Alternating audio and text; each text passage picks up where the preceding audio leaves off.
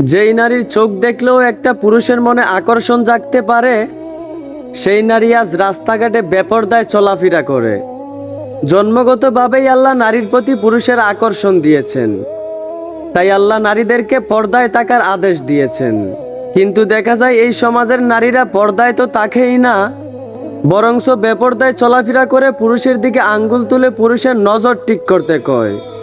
ওই যে একটা কথা আছে না, চুরের মাউগের বড় গলা। নিজে বেপর্দায় চলাফেরা করে আর কয় পুরুষের নজর ঠিক করতে। মনে করছো কি বেপর্দায় চলাফেরা কইরা একদিন আল্লাহর কাছ থেকে মাপ ছায়া নিবা?